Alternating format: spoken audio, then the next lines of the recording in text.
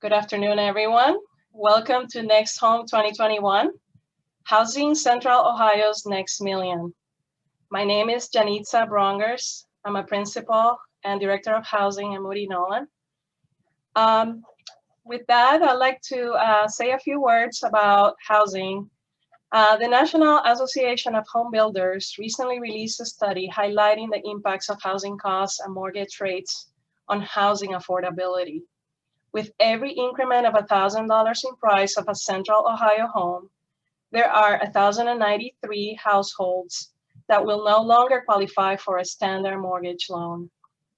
Ensuring that quality housing is available at a range of income levels is critical to supporting shared prosperity throughout Central Ohio. Based on growth patterns between 2010, and 2016, it is now projected that Central Ohio can expect a population increase of 1 million by 2050.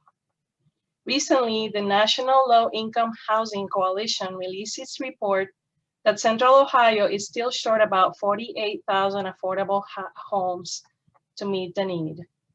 Ohio is number 9 and one of the states with highest evictions despite the CDC moratorium, and has shortage of housing, which is a big factor in continued economic segregation and racial disparities. We're here to discuss ideas to change that into the future. Today's event supports the initiative of NextHome 2021, which is a housing design competition that seeks forward-thinking strategies and high-quality housing solutions that provide greater access to housing for everyone. Learn more about the competition by visiting nexthome2021.org, and at the end of this presentation, I will share additional details with all of you. So with that, I would like to recognize the partners that are making today's event and the NextHome initiative possible. They are Mayor Ginther and the City of Columbus, Columbus City Council, Franklin County Treasurer Cheryl Brooks Sullivan, Franklin County Commissioners, Central Ohio Community Improvement Corporation, COSIC, Building Industry Association of Central Ohio, BIA, Neighborhood Design Center, and AIA Columbus. So with that, I am very honored to have a distinguished group of panelists with us today. We have Leah Evans. She is the Senior Vice President of Real Estate at Homeport. We have John Giha. He is the CEO of Columbus Realtors. And Trey Giller, he's the Chief Executive Officer and President at the Donald R. Kenny and Company Realty. So welcome. With that, I would like to ask each of our panelists to introduce themselves, tell us a little bit about your thoughts and relationship to the housing industry, and also your thoughts about housing and affordable housing in Columbus. You starting with me? I'll get it started. Well, good afternoon, everyone. I'm pleased and honored to be here to be a part of this conversation. I saw a saying recently, and it said, when spiders unite, they can tie down a lion. And so that's kind of how I think about affordable housing in the context of it's all of the environment that we live in. It's not a one solution, but I'll tell you our part of the solution. So I work for Homeport. We're a 34-year-old mission-driven nonprofit committed to creating affordable housing opportunities for individuals and families and supporting strong communities. We do that through developing and owning affordable housing. We have about 2,600 units of affordable housing throughout Central Ohio. About over 6,000 people live with us. We also do that through targeted resident services and housing advisory services. So we are one of the largest home buyer education providers in the Central Ohio market, as well as credit and budget and financial literacy. So we see, again, a very holistic approach to housing. We were initially brought together by private developers in our community, saw a need for housing, partnered with the city, as well as the faith community and other community leaders to create Homeport. And we've been driving towards our mission ever since then. We do rental development and for sale single family homes. And again, as I think about this issue and what we came to talk about today, really look at it in the context of that we can only rise together. And though we feel a very targeted market, most of our development is funded by low-income housing tax credits. I think we'll get a chance to talk about financing later. But we also partner with for-profit developers throughout the market who are doing housing in other unique ways, and look forward to dialogue. Thank you. Thank you, Leah. John? Good afternoon, and as Leah said, I'm very honored to be here and be part of this this afternoon. I am the CEO of Columbus Realtors. I came back to Ohio in 2020, moving from Canada after 14 years, working up in the province of Ontario throughout the country of Canada. The foundation of Columbus Realtors, which was started in 1908, and the focus is protecting private property rights, and that's equal and equitable across the board for all citizens here in Central Ohio. We follow this mandate throughout the country with the National Association of Realtors. Housing, shelter is extremely important to the foundation of our members. Affordable housing is very important to the foundation and the future of the city of Columbus and Central Ohio. And it is all tied together for economic growth, economic development, jobs, and the future of our children, the foundation of our schools, and society in general. And we believe it starts with housing and the right and the availability to be able to purchase a home. And that's our focus. Excellent. Trey? Again, I'm very pleased to be here as the other panelist. My name is Trey Giller. I'm the president and CEO of Donald R. Kenny and Companies, which is a conglomeration of 6 or 8 different companies in different facets of the development business. We're currently under construction in Central Ohio of 3,100 multifamily workforce units. We have in the pipeline 5,200 units in the pipeline that would be considered in the workforce housing, for-profit workforce housing world. A little different than Leah. We focus on the more the market-driven, market rate multifamily workforce housing. Over our career in the last, over the company's tenure, which is about 60 years old, we've been credited with building somewhere close to 75,000 multifamily units in Central Ohio. We feel like the concept of affordable housing is not only on the Homeport side, but also has to be a market-driven solution. Otherwise, companies as Homeport and CMHA and other companies that are specifically dedicated to the low income or the tax credit kind of opportunities can't fulfill the total need, which is in Central Ohio now for affordable housing. So we feel like there's a market-driven component that's required in order to meet the needs of what's been stated publicly by the mayor and the city and also the region. Thank you. So we often hear that we don't have enough affordable housing and that housing is really becoming very expensive to build. Can you share your thoughts about how more affordable housing can be made available to people? And I'm going to start with you, Trey. Sure. I think there's definitely an affordability crisis going on in Central Ohio right now, whether it's a market-driven situation or it's affordable from a tax credit perspective or some other type of an income assistance development. I really think when I was thinking about this, the panel and some of the questions that you posed earlier, I think there is need for innovation in the housing market. There's no question about that. Any industry always needs innovation to grow.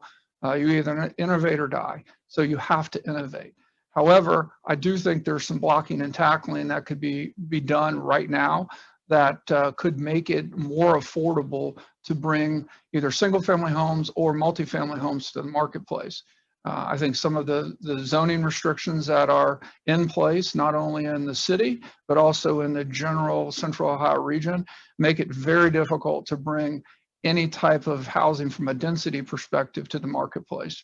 I also think that when we talk about $1,000 reduces X number of individuals' ability for affordability, when you start looking at water and sewer cost, when you start looking at impact fees, when you start looking at other things that directly affect the cost, but don't necessarily directly affect the tenant from a lifestyle, from a livability, or from an affordability perspective, I think there's a real disconnect that has to be dealt with, not only in Franklin County and Columbus, but also in the region, in order to bring more affordable multifamily units or single family units to the marketplace. Leah, can you share your thoughts?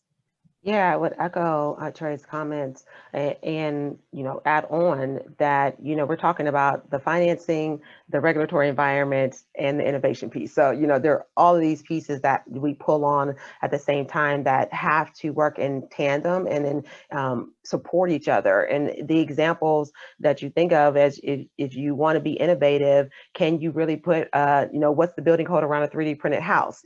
So what our bureaucracy hasn't gone as fast as market, which is completely normal and what normally happens.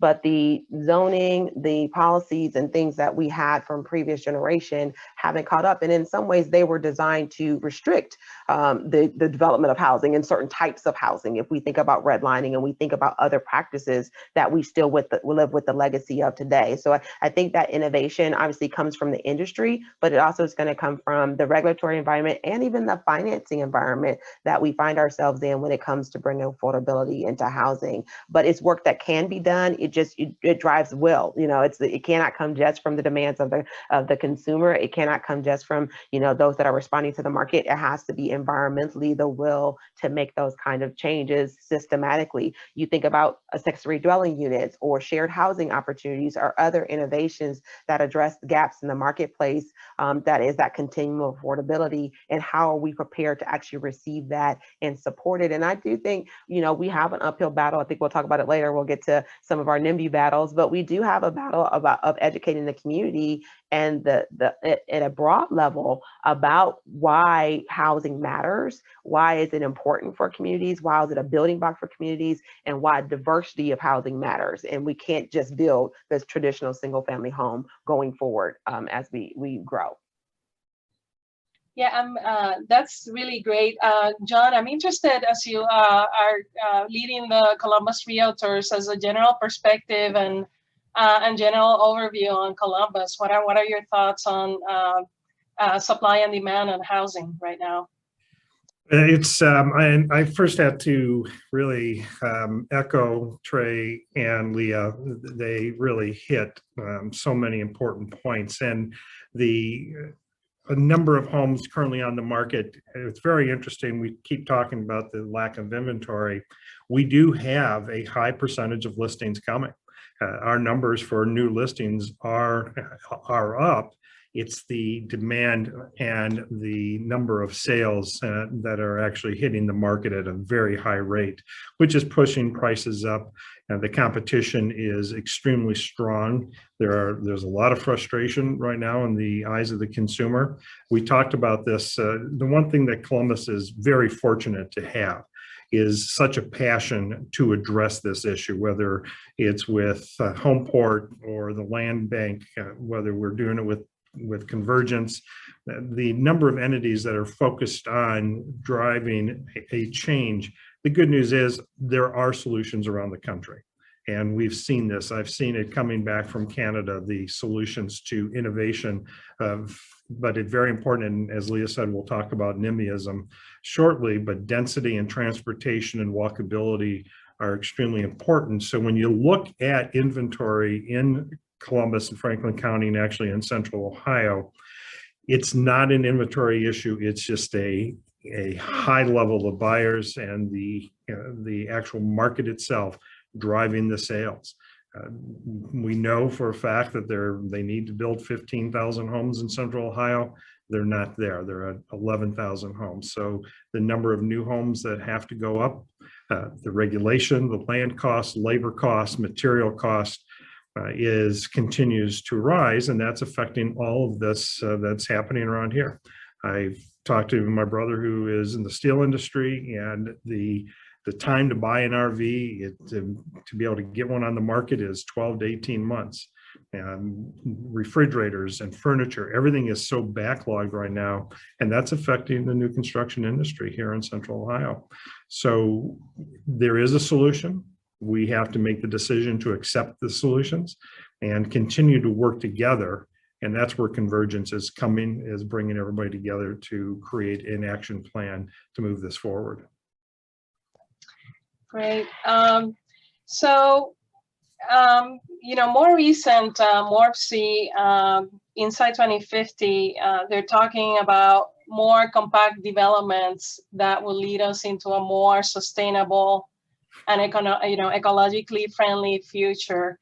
Our trends right now, what are your thoughts on redeveloping existing sites that have infrastructure versus developing in a greenfield site? Why and why not do it? What are some of your challenges on both sides of the equation? Well, I mean, there's, clearly there's obstacles on both. I mean, from a greenfield development perspective, there's not as many, constituents generally located around that greenfield out in the middle of a farm field that you have to deal with as far as getting a project moved forward. However, there's also infrastructure issues, there's service issues, there's other things that come along that from the city's perspective may or may not be worth going out and continuing to extend services.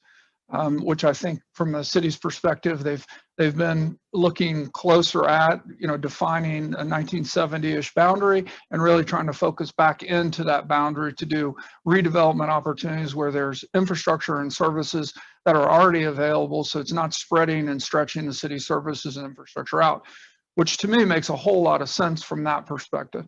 However, when you do that, you also have to consider that there's existing residents, there's existing neighborhood groups, there's existing, constituents that are around that particular new development. And while you can save on the services side and you can save on the infrastructure side, let's say, and those are two positives, then you're generally speaking giving away architectural materials, you're giving away, density from that perspective. You're doing things that are driving the cost of the development up. So I think you just have to look at both equally and go in with from a partnership perspective, no matter where you're going. But I do think and I think we're going to talk a little bit about more of this later, and everybody bangs the density drum, but I think it's clearly something that has to be done. If you're going to go back into the inner core to develop, you have to be able to do density. There's not 100 acres of vacant ground just sitting there where you can do 10 units an acre and you've satisfied, a large number of housing units. So whether it's single family, whether it's multifamily, you have to be able to look at a 10-acre site and say, I'm going to maximize the density on this site because that's what it requires in order to be able to get the synergies in the development, the walking trails, the walkability, the common spaces and everything that the residents demand and desire in today's marketplace. And so I think from both perspectives, you have to consider both sides of the equation and just know when you go back into the core, you're going to get more constituency pushback just simply because they've lived there 30, 40, 50 years, and they're not used to, oh, well, now we want, 10 units an acre, or had 10 units. Now we need 25 or 30 to make that development work. And they may not fully understand why, from a business side and from an economic side, the developer has to make the density numbers work. Whether it's for-profit or nonprofit, at the end of the day, you still have to make the numbers work and has to underwrite to either the nonprofit or for-profit lending institution in order to move a development forward. So I think both are very important, greenfield and developing within the city core, but I think they have their challenges, equal challenges, but challenges nonetheless. What are your thoughts on that, Leah, in terms of some of the development that you're seeing, in respects to urban and suburban development? I think Trey is right on. I was going to add another layer to that is when you go into an infill site or a redevelopment of a site that used to be something else, you're going through this kind of change cycle with the community, right? Like they knew it as this other thing, and now you want it to be something else. And that other thing could have been, again, a lower density project. It could have been a business or a shop. It could have been something else to the community. And now as a development team, you're coming in with this potentially different vision that could be additive to the community, but takes this process to get there and to get support. When you're in a greenfield situation, oftentimes there was no vision for that building, that site already. It wasn't something that was there that you're now taking away. So I think that that's a little bit of what do you get, and when you're in existing communities, most of our development has been infill. You have to be very intentional about conversations with the community about what vision they've cast for that site and how you incorporate that and still meet, as Trey said, the demands of the new tenancy that's going to come in there. Very likely could be residents from that own community, but you have this new market standard and you're bringing also what's already existing as expectations. And I think infill, again, has its own cost challenges. So whether that's utilities and how they have to be relocated or realigned, it has its own costs and burdens. And, there's only certain construction teams that really are good at building next door to somebody else. So there's a cost parameter that comes with infill housing, but also there's also this public part that also makes that a unique challenge and takes time. And then the other aspect of that, this all takes time. So those developments, for our experience, have been longer term. We have to have a long lens on how that we're going to get to the actual development, which in real dollars and has costs related to it, the longer it takes for us to get through all of those hurdles. But that density question for us as a community is something overarchingly we have to wrestle with as to what does our community look like? What's our from and what's our to? What do we look like today, and where are we going to look like, and getting people's buy-in on that. Yeah, that's great. I'm going to kind of spin the conversation a little bit about to your point, Leah, about how do you work with the community? How do you bring them on board? And then I would like John to talk. Maybe I'll start with you, John, but talk a little bit about people and demand to urban versus suburban. The trend before COVID is that there's really large desirability for downtown living and having amenities, but I'd like to kind of take the temperature first on kind of desirability for both settings, and then we'll kind of maybe quickly switch to working with the community. We're seeing a demand on both. We can see the construction that's taking place in Delaware County and in some of the outlying counties and the dirt that's being moved. It's a level of education. They have to know. They have to understand, you take the vision, what is the end result of what's going to happen internally within the city itself or out in the suburban markets. And I think once people understand and see what the actual value is with this change, and we educate them on the value, often they make a decision mentally and they will voice that decision that they're against something, and it's because they just don't see the value. They don't understand what it can offer. And I apologize for bringing Canada into this, but I lived in the suburban markets of Toronto, and the walkability, the density, and the transportation, because they created the value for everybody, not just the new construction or the changes, the infill, but they took the entire market and created that value proposition. And I think educating and giving them the true understanding of what the long-term vision is with this change is part of the helping people accept and adjust to this. So if they don't see the value and they only see it as something that's changing, as Leah said, that something that was there that is no longer there, and they can't see the vision of where this is going to be or go forward, then they're going to resent it. And we see a push to the suburban markets right now, one, because of the change of working from home. And the number of entities that the builders and developers are going to change their mindset of how they build the in-office inside the home. Do they reduce the square footage for a garage and use it at a higher level for a entertainment or work from home? And you're going to start to see that change. And that is a push out into the suburban markets. But is there still a desire in the city? Absolutely. Because, and my wife and I had one car. We didn't need two cars. We both traveled quite a bit by air, but everything around our home we could walk to, and we didn't need the second car. So that's the mindset we have to change and create that vision of where people will be once this has been completed. So along those lines, Trey, maybe you can tell us a little bit about how you work with the community and kind of to John's point about communicating and changing the mentality on density. Yeah, excuse me. I think that, we do everything we can to satisfy the needs of the community up to a point where the development becomes economically unfeasible. And I think that's really, you can, you can lead a horse to water, but you can't make the horse drink, right? At the end of the day, as much outreach as we do, as much as we do with the community, the neighborhood groups, the neighbors, surrounding neighbors, all those groups that you want to get on board, city staff, all of that from the city's perspective, at some point in time, there has to be a decision, hey, this is a benefit to the community, we need to move forward or we need to go away, right? And I think that's really the question is, if we need affordable housing and we need more housing, because as you said earlier, we're short, 40 some odd thousand houses now. The 2050 analysis indicated that we were going to be 1 million more people. Even if it's half that, even if it's 500,000, well, then technically we're 540,000 short now.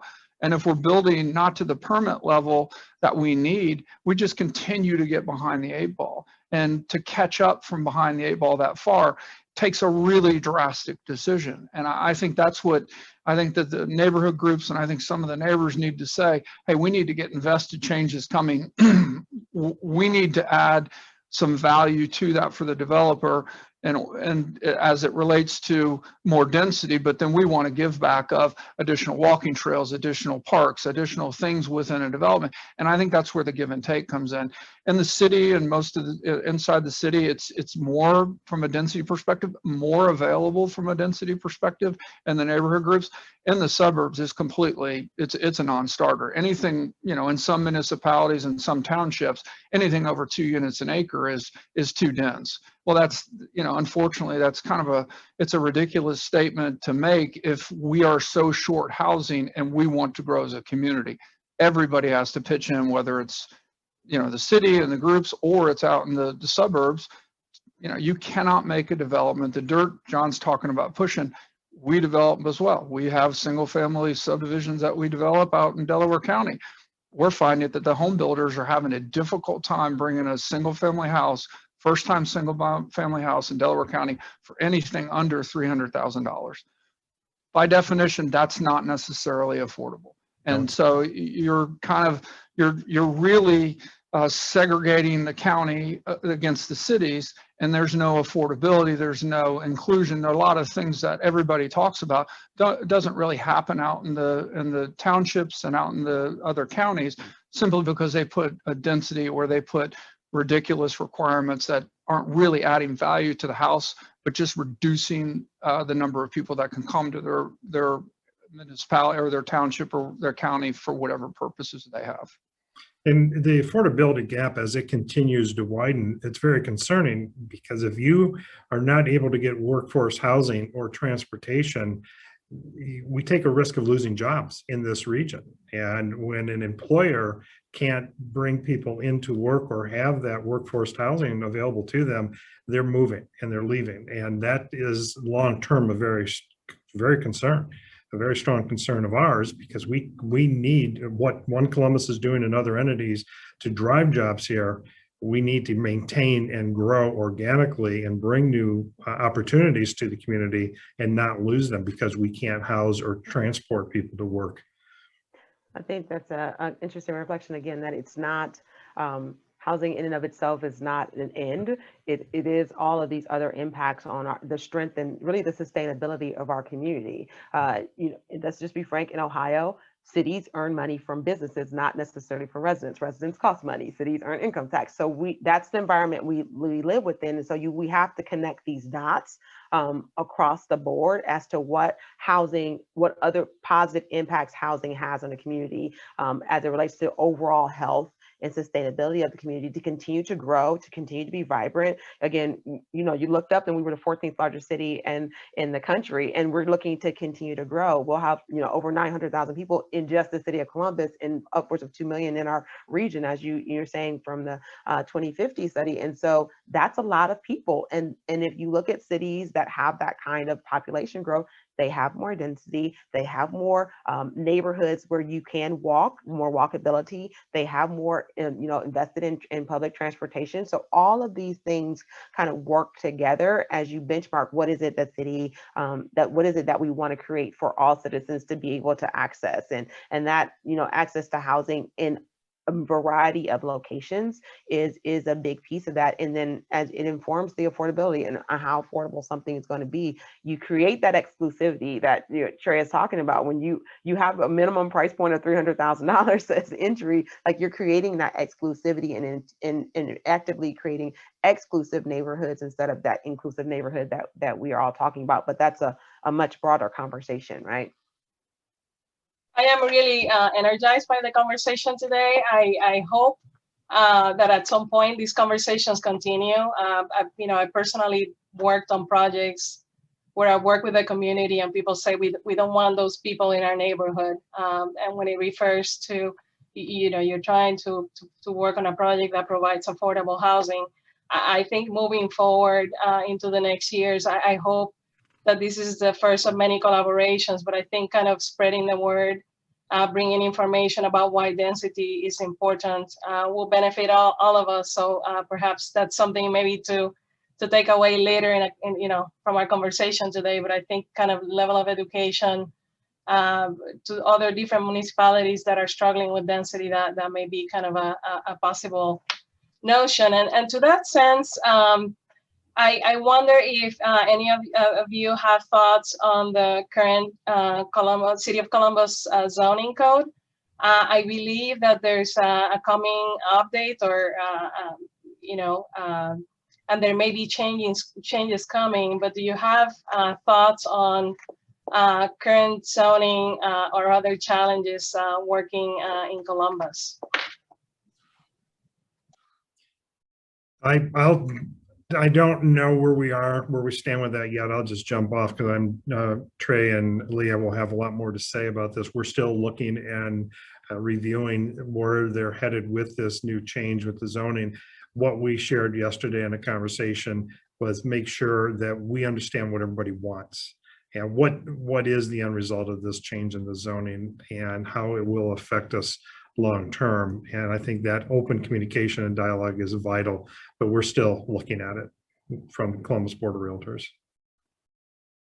Right.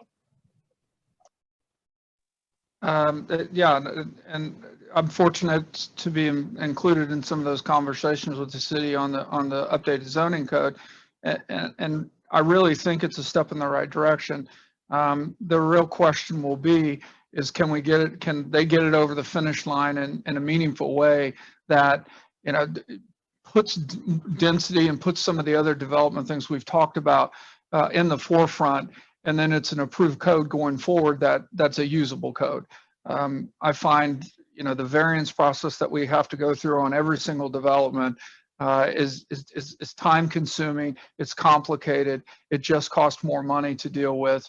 And so if there's as developers, we would just like to know kind of what are the rules, what's the playing field look like, and then let us go do what we do, which is develop property, build for the marketplace. And that's only what a developer does. We can only survive if there's a marketplace to pay rent or to pay for the cost of the house. Otherwise, developers can't survive, whether it's for-profit or non-profit, quite frankly. And so I think the zoning code overhaul in the city of Columbus, I think it's with Kevin Wheeler, and I think he's kind of directing that code. I think he's got a tough task ahead of him, but I do think they are singly motivated to make changes to where they can address some of these issues. So it's not a variance process, and it's not necessarily a fight right out of the gate with every single stakeholder That may be 10 feet from your development or 5 miles from your development.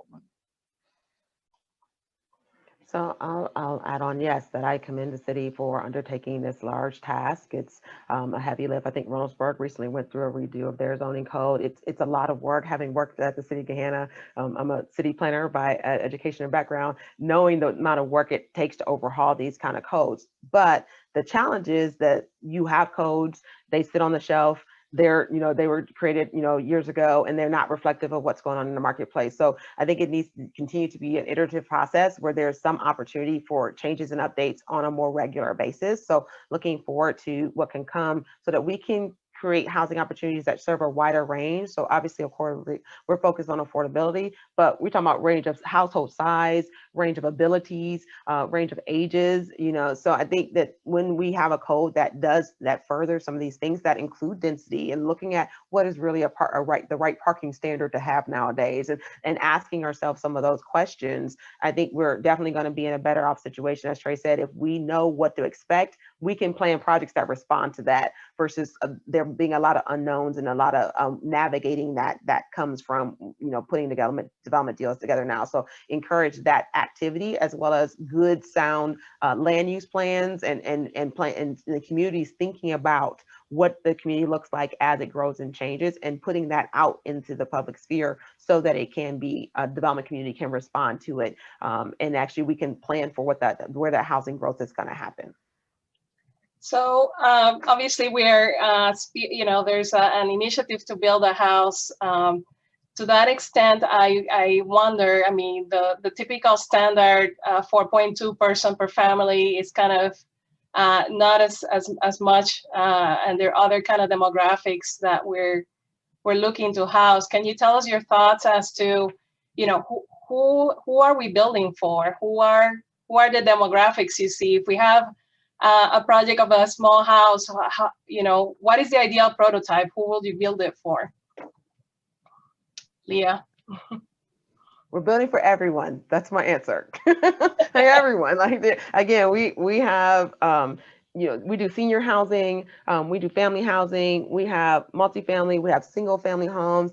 I think we need to, there's niches and there's people that do certain products, but as it relates to affordability, we need to be looking at how do we build it for everyone. We have a large and continued growing new American population. Housing expectations and housing, what they're looking for in housing is sometimes different. We have a changing younger demographic. What they're looking for in housing is sometimes different. I think we can talk about, yes, people want single family homes, or do they want a yard? Do they want a garage? Do they want, amenities, as Trey was referring to, of walking trails and things like that? There's some standardization in the marketplace, but I think I'm really open, and we're really open to building for everyone. What's really a transferable product that may be accommodated and changed and redone. We have a peer down in Texas, actually, Trey from Texas, that builds.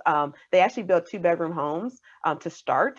And as the family has more resources, they will come back and do an addition on the home. So they kind of modularize the home and they grow it as the family grows. And the nonprofit actually funds that addition as the family has the resources to do it. Is that a model that we would embrace? I think we want to be open to what the market can tell us, as well as bringing something to the market that has some flexibility possibly built in and can adjust and change as the market changes too. So Trey, what are you typically seeing on your development projects, or what are you who are you building for? Well, I think Leah's right. You build for the market, and the market's every single individual from a strata perspective, from a first-time home buyer, from an apartment renter on a 1-bedroom to a 2-bedroom to a 3-bedroom to a single-family house of whatever size you may look at. The one thing we are seeing, especially on the subdivision work in Delaware County, is reducing the size of the lots, not necessarily reducing the size of the home, but reducing the size of the lots, adding addition, and I say it over and over again, adding additional density, because it just drives the reduction in development cost. Therefore, it makes it more affordable. So whether it's a single family house of that's 2,000 square feet, the lot size of a half acre or an acre, that's just not what's in the marketplace in any real demand any longer. And so I think really what we have to do is continue to build for the marketplace. And none of us are smart enough or able to really dictate what happens to the market. The market is what the market is, and we react to it. But I think definitely from when you see from a multifamily perspective, I think that you're seeing, more empty nesters are looking at apartments and looking at smaller homes as an option, just simply because when, as John said, when they sell their house that they've had for 40 years and they go to replace that house in the marketplace, there is demand, but the problem is there's no supply in a lot of cases. So they're looking at how do they stretch the dollar from selling their home to now from a lifestyle long-term perspective. So we're seeing a lot more, empty nesters coming into our, typically workforce housing opportunities. But, I think that's the key. If you build the right product in the area that you build and the right amenities, then you're going to see people come to that as long as you can meet the affordability needs. There's an excellent question that I'd like to stitch in the conversation that came from Curtis. So, we've outlined already a series of issues on affordability, and the question is there a hierarchy of issues? Is there like a number one thing that if you could solve, that would be the thing to solve? Maybe two, maybe three, kind of, give us kind of your take as to if you could solve at least one or two, what are the things to tackle? Well, as a developer, I would say, density, impact fees, and time to market. Those three things are absolutely critical. It's, as Leah said earlier, I mean, it's just stretching the development time out so far from the entitlement process. We look 10 years ago, you'd look at, an 8 to 9 month development process to bring a project to market, from put in contract through the zoning process, engineering, and then financing and construction. Now projects are taking 18 months to get through the entitlement process.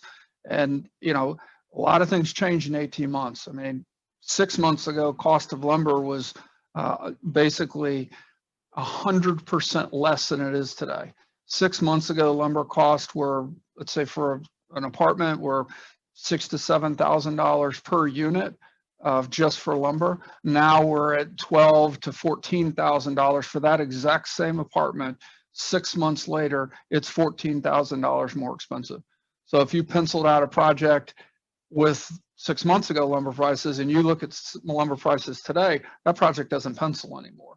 So, I mean, if you could have got a development through the process 6 months earlier, you would have been at the lower lumber price. Therefore, you would have been able to take advantage of the market conditions and move that project forward. But with the entitlement process and the regulation process taking what it is, very difficult to deal with from a timing perspective.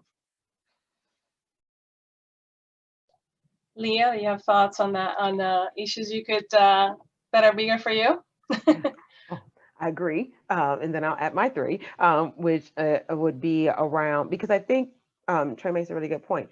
If you let the development community respond to the land and the market that's available, you'll get some traction. You're going to get some more housing built. If you remove those regulatory barriers, you're going to get some more housing built. In the meantime, continue, as it relates to affordability, continue to work on programs that finance and support affordable housing development at tiers, and also continue to work, the industry continue to work on the innovation piece. So there are, innovations on design and construction, which is obviously what the competition is about, that continue to be pushed on. But there's, chinks in our construction industry. There's chinks in the armor in regards to how much labor is there, material costs, and all of the environment that goes around our construction industry. So I think we have several buckets we can keep working on. And but as Trey said, if we prioritize removing the regulatory barriers, then the market's going to pick up and do more housing. But to then get to actually meeting the need, you still have to work on these other two areas at the same time. It's our members work with every price point. They work throughout the entire region. They work with all levels of the real estate industry and consumers at every age, different job types. And it's extremely important that this inventory continues to grow. And I agree with the the key issues that both Trey and Leah brought to the table, but it's also a change in mindset. We have to have people stop thinking that this is negative. Any of these changes are negative. And when you start to educate and change a mindset and acceptability of what is coming to the market, acceptability of the innovation that's coming into housing, but also, and I had a conversation with Bob Weiler last week, and we talked about this, that it's okay that you have affordable housing throughout the city. And it doesn't have to be segregated in one area, that it's a change in a mindset, educating people and helping everybody understand that this, and I've said this before and I keep repeating it, but the future of Columbus, Ohio, Franklin County, Central Ohio really relies on the growth of housing and allowing people to own and move into the style of home.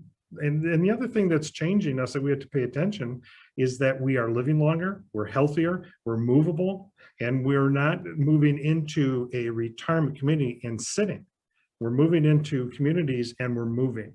And so the style of home, the innovation has to address the change in lifestyle and who we are.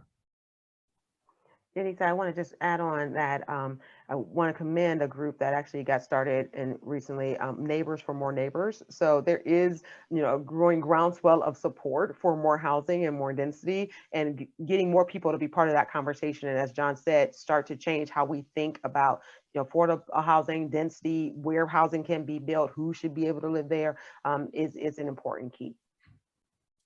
Excellent points.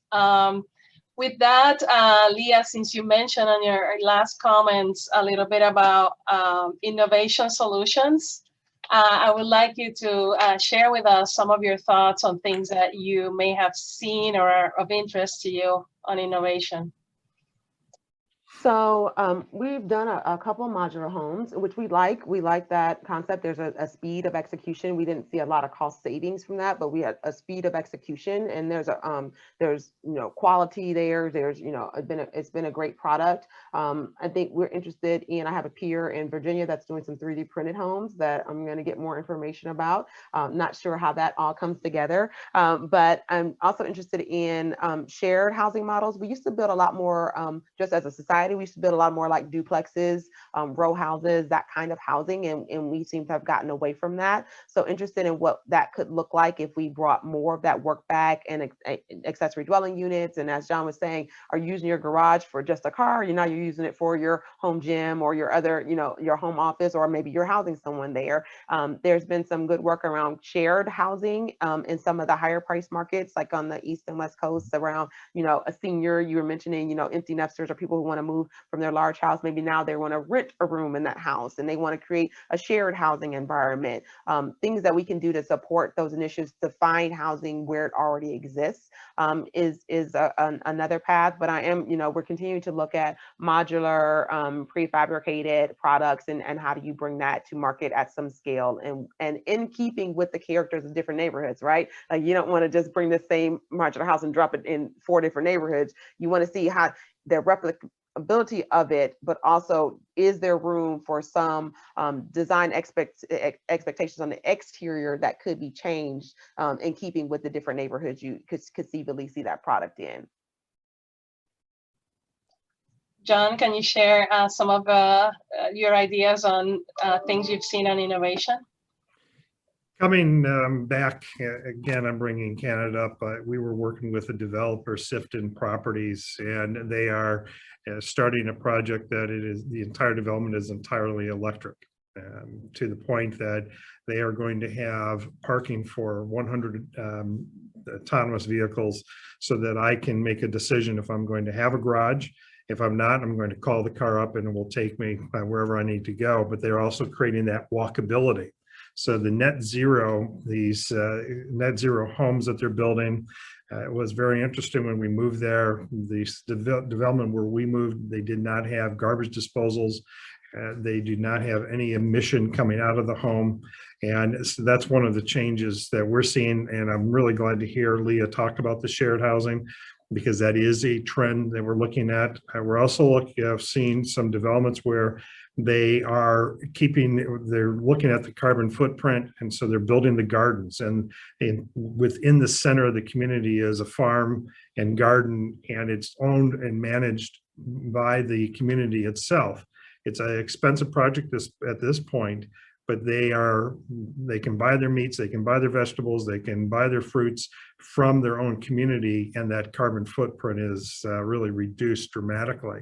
So those are, and we talk about the tiny home, but it is really taking the square footage and utilizing the square footage at a different level and making it more accessible. What is important to the buyer, and I shouldn't even be bringing this up because this is where Trey and Leah have the expertise, but it is designing the home, the square footage. And Trey, you brought up the smaller footprint on the lot size itself. I watched a home go up in Burlington, Ontario, a subdivision, and the mason had his scaffolding between two homes, and he was bricking both homes at the same time. They were that close together. And so they are reducing the lot size, but increasing the square footage or utilizing the square footage at a different level. Trey, yes, thank you. Yeah, sure, absolutely. I mean, and again, I think, and I say this is, as developers, we're going to meet the needs of the marketplace, right? So if it's smaller homes on larger homes on smaller lots, zero lot line houses, anything that we can do to maximize the economic viability of that particular piece of ground for those the residents or the tenants' desires in that marketplace, we're going to do. As Leah said, the inside of the home or the multifamily building can be very standardized across an entire region. However, the outside of the home wants to address potentially, this is a craftsman style neighborhood, this is a Georgian style neighborhood. You can make those changes in communication with the neighborhood groups or the residents around to satisfy the exterior desires, but then also satisfy the interior requirements of the tenants or the homeowners, just depending upon what marketplace you're looking for. And so I think from an innovation perspective, I do see, zero lot line homes, and I see it in the Southwest a lot. You see a lot of zero lot line homes that are 2 feet away from one another, and you're maximizing the opportunities of that piece of land versus doing a spread out 10 units an acre piece of development that wastes 50% of the ground on inactive open space, which is not a benefit really to anyone in the community or really in the region, because it's ground now that will be dormant until a redevelopment play comes 30, 40, 50 years later. So John, you mentioned something that is very much of interest to architects, for which today we have a large audience. We believe that architects have a big impact on climate change. And that is something that we're very concerned currently. There seems to be at federal level an interest in reviving notions of sustainability in our communities. What are your, if you had a crystal ball, do you have any notions of how Columbus can get there? How soon can we be more sustainable? If I had a crystal ball, I would be in Vegas and not here. So I wish I did. Here's the unfortunate part. Until we, and I'm repeating myself, but until we change the mindset, no matter what you bring to the table, no matter what design you bring or innovation technology, we have to get people to understand that this is positive, that it's not negative, that these changes will improve the lifestyle, the livelihood. It will increase the longevity of life when we do this. And it is an opportunity that first is, we really have to start thinking that this is okay, that it's not bad, these types of changes. I worked with a PhD RN, and her discipline is mental health. And through a conference, she is pushing using the smart technology and artificial intelligence to keep her patients in their homes, to increase their lifestyle. And she said that she can see a higher level of success of their treatment because they can utilize the technology within the home. They can utilize smart technology and autonomous technology to actually work with her level of patients. That is a mindset change. And that is, when you are pushing this type of technology, we have to get people to accept it. And once we start accepting it, because we have the technology there, we have the developers like Trey that are out there, or like Homeport that want to do this. We just have to get people to accept it. So it's not an issue of creating it, it's an issue of changing a mindset.